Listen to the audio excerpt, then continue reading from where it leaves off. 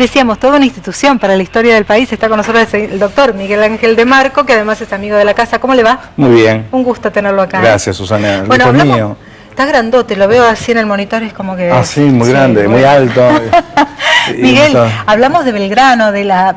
porque siempre cuando llega esta fecha viene bien recordar qué fue la figura de Belgrano. Hace un ratito estaba la ministra de Educación hablando con nosotros y recordábamos hace pocos días cuando salió Belgrano ganador en todas las elecciones con boleta única, el simulacro que se hizo en las escuelas, porque como que los chicos, viste, valoraron de alguna manera una figura intachable de la historia. Así es. ¿Qué significa Belgrano en la historia argentina, Miguel? Bueno, justamente, fundamentalmente, el mensaje de Belgrano lo que tiene que es muy parecido al mismo mensaje de la bandera. Por eso raramente una creación se asemeja tanto al creador como en el caso de Manuel Belgrano. Vos pensás que cuando él decide crear la bandera argentina era necesario tener algo que pudiera vincular a la nueva construcción que él estaba realizando, esa nueva construcción política, con el terruño.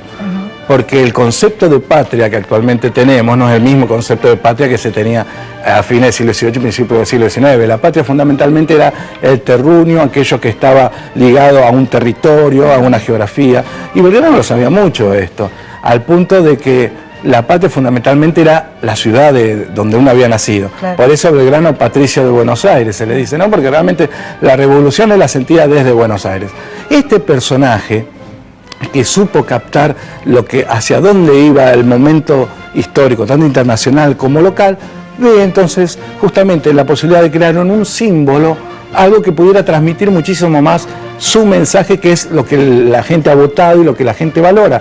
Por eso ahí lo que quiero resaltar es entonces la capacidad de Belgrano como un comunicador político. Claro. Que fíjate vos que ese mensaje que él instaló a principios del siglo XIX, hace que siga hoy teniendo éxito y triunfando en una elección. Sí. Es maravilloso porque además Belgrano fue un rebelde, de alguna manera los chicos también se sienten identificados con eso. Es decir, él desobedece una orden y finalmente deja fundada los colores de la patria. Sí, tal cual. O sea, la obra de Belgrano es, por un lado, una rebelión constante contra las propias vacilaciones de los gobiernos por acelerar el ritmo de la revolución. Y por otro lado, lo que me parece que es positivo, que es una tendencia en los últimos años, es a rescatar al Belgrano revolucionario. Claro. Porque en la época que nosotros estudiábamos, no sé si te parece a vos, Susana, sí, en los colegios la figura de Belgrano era una figura tenue, suave.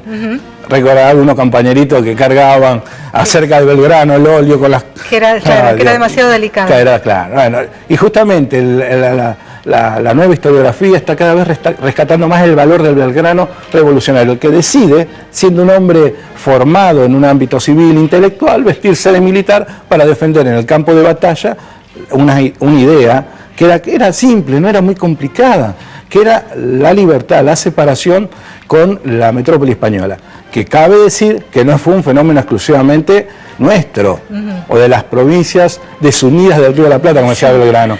No, era un fenómeno latinoamericano, es decir, cada comunidad que quería emanciparse de España crea su propia bandera. Claro. Miguel, no quiero que te vayas sin preguntarte algo porque ha sido usado para algunos detractores de Belgrano como uno de sus traspiés. ¿Por qué Belgrano insiste en fundar una monarquía argentina, una monarquía de Sudamérica?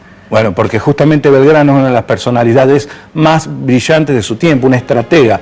Vos fíjate que él, en las 16 memorias del consulado, que edita como secretario del consulado, establece todo un plan de acción para la Argentina, que si se hubiera aplicado, Argentina hubiera adelantado 100 años. En una serie de cosas, por ejemplo, obras de infraestructura que era necesario, comunicaciones, transportes, navegación fluvial, industrialización del país, explotación racional de la agricultura, crear un mercado interno, es decir, todo lo que actualmente se está hablando como un mercado de desarrollo nacional, Belgrano ya lo había previsto.